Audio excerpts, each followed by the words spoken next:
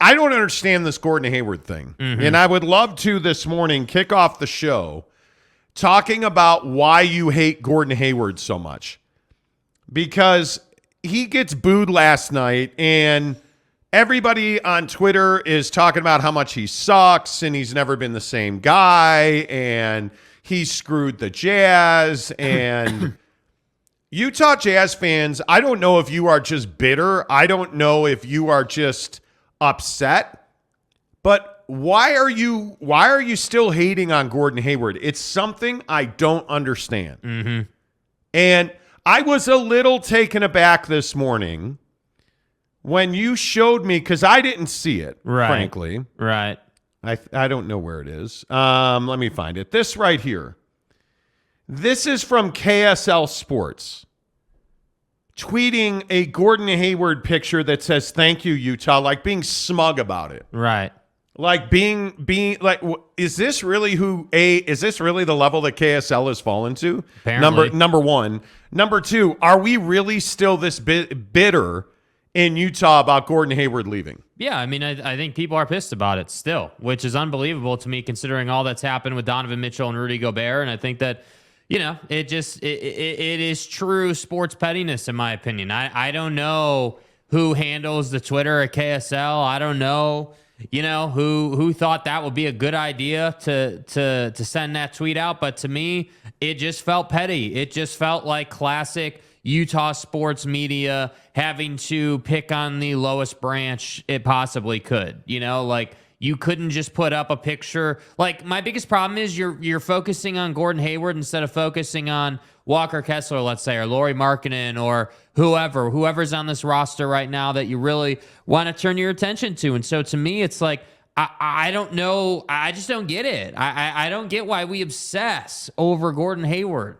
Like, yeah, dude left. He left in a fashion that people didn't like. And then he was never the same guy. That's how his career panned out. He had the huge leg injury or ankle injury. His first game in Boston, in Cleveland, right? Like it just is what it is. So I don't know why people are so upset about it. But I was really surprised that KSL lowered themselves to that level, and frankly, it just reinforces the fact that you have nothing better to do than pick on old branches, than pick on old narratives and storylines. Like, if I'm KSL, I'm focused on the new. I'm focused on new players and new storylines and exciting stuff, and we won a game. Like, it's not that hard, man. It's just not.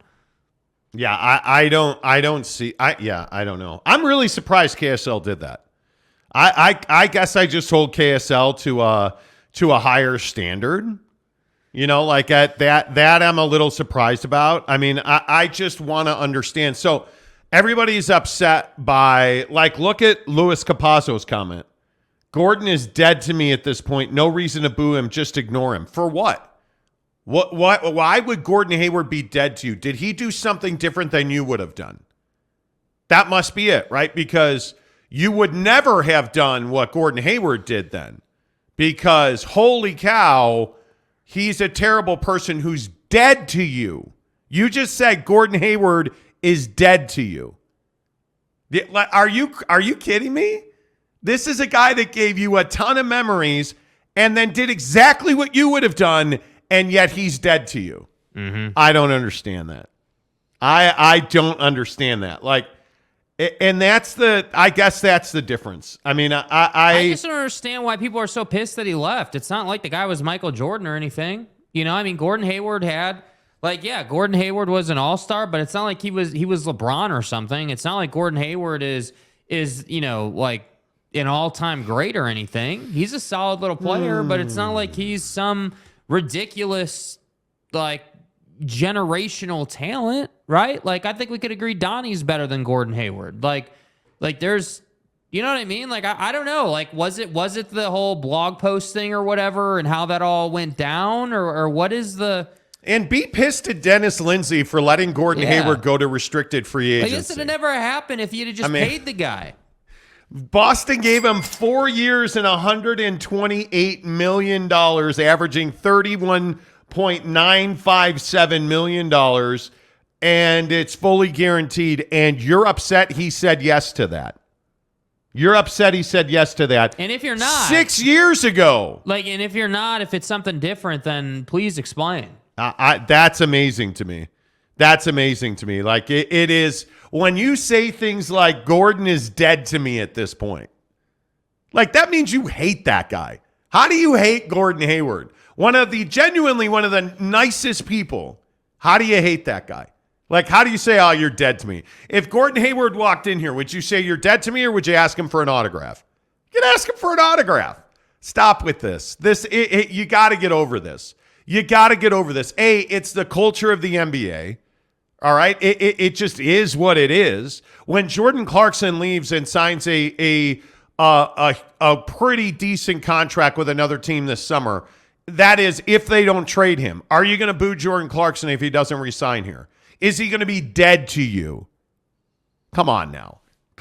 Like I just don't understand this. I'm not telling you how to be a fan. I'm not telling you what to do. This is foolish. It's petty. It's childish, right? Like, yeah, it is. We need to we're a better fan base than this.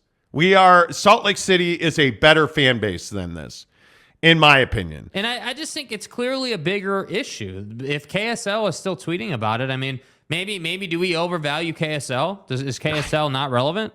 This is shocking to me. The KSL tweeted this, and for what? Like, what do you get out of this? Is this funny? Is this like sarcasm?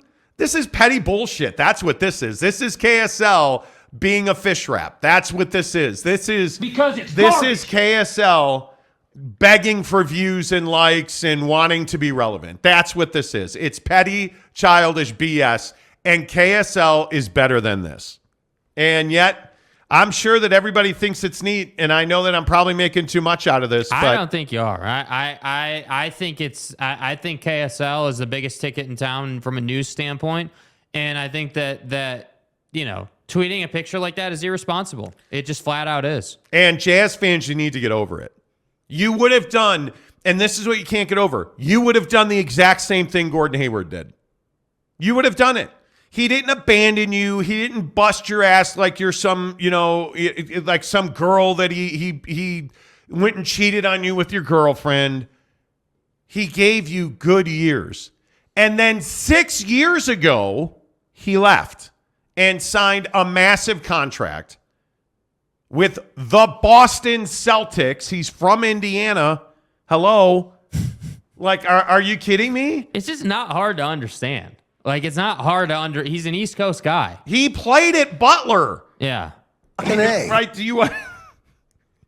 Well, like, are you serious? Anyway, okay, we should stop. Yeah. We should. Am I making too much of this, everybody?